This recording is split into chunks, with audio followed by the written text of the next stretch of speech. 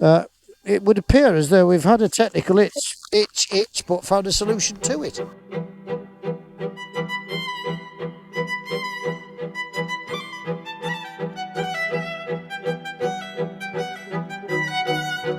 Episode 2 of Life and Times with Suzuki's new V-Strom 800 RE Road Explorer. I've done 3,000 miles on the bike now, and yeah, continues to impress me. I'm going to say straight away, I like it more because of its workhorse abilities rather than any sort of excitement that it can offer. As a bike itself, it is not especially thrilling. You can do things upon it which will thrill you, but the bike itself does not exude much in the way of a wow factor. Look, it's a Japanese production bike, so you won't be perhaps surprised to hear me say that. But as a bike, as a workhorse, and it's my only form of transport, don't forget, it really is. It's about 9.9 out of 10. I'll come to the reasons why it doesn't get a full score in due course, though some of them you could argue aren't so appropriate. But look, super reliable, super comfortable, super practical, super useful.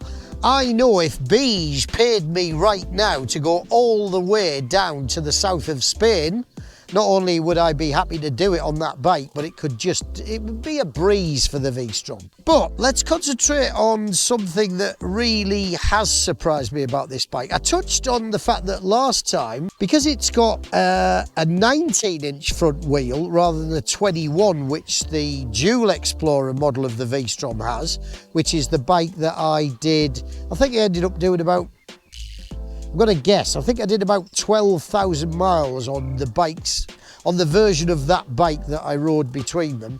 That was a bike that, I don't know, was a good sort of reliable workhorse just as this is, but wasn't too sporty. This, because it's got that smaller front wheel and because I put some good aftermarket Dunlop Mutant tyres on it, I've got grip.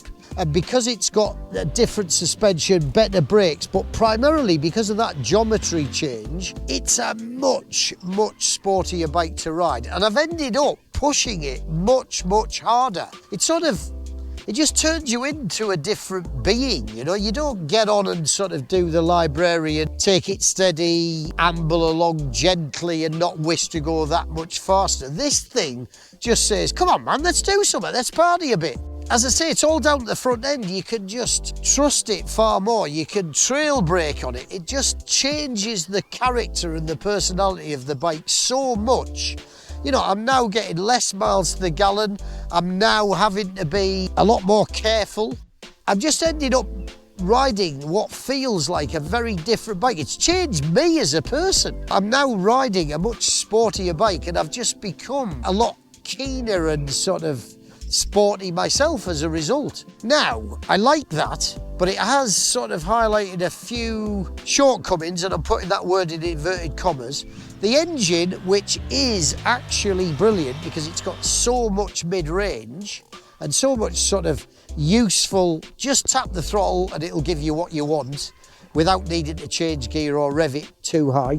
Because I'm revving it high now and going faster on it, I'm getting into that zone where the power flattens off a bit. And I've actually said, oh, I wouldn't mind a bit more, you know. I mean, I think it's unrealistic. Listen, it's an adventure bike, for Christ's sake. What am I doing complaining that it hasn't got enough horsepower? I know a lot of adventure bikes have massive horsepower these days, but I've always had a realistic view of the V-Strom. It's an 83 horsepower middle of the road, mid-capacity adventure bike that isn't designed to be thrashed. But now that I've discovered that it can, I want the engine to sort of catch up, or the personality of the engine to catch up with the personality of the chassis. I mean, I had a bit of a word with James Holland at JHS and he said, look, I can give you what you're lacking there, you know, with a bit of extra top-end power, but I don't want that realistically to come at the expense of the loss of anything in the middle. All I'm trying to emphasise is the fact that, you know, you just take a different view of this bike now.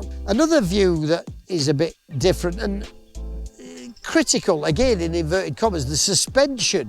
When you start riding it fast, it can just, it's a bit too soft and its support gives in a bit. Just on occasion, you know, you do your set piece, like your favourite roundabout or something. When you you're doing the shortest of all track days, you know, that one that lasts about 50 yards, or on your favourite bit of back road. When I, as I have done today, do a 70-mile run on it, down to Salisbury where we are now, it's not really something that's drawing any ire from me.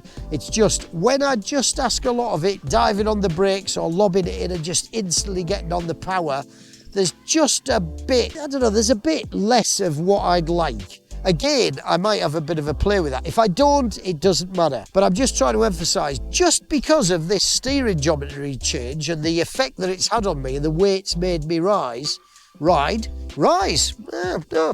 I'm sticking with that. I have sort of risen to a new level, if you like, in terms of the way I want to ride it. Because of that, I'm starting to look at things that I never did on the other bike. Yeah, I've been sort of on a few little trips on it. I went to Wales to ride the new Tenere 700 Extreme. That reminded me that the V-Strom, I wouldn't like to do what I was trying to do on that V-Strom. On the Tenere. This is a road bike, and I don't give a damn that Suzuki say you can do a bit of off-roading on it. I just don't like the idea. It wouldn't fit it well enough, I don't think. This is a great general purpose bike, but whether it's a true dual purpose bike is another matter that's debatable. More next time.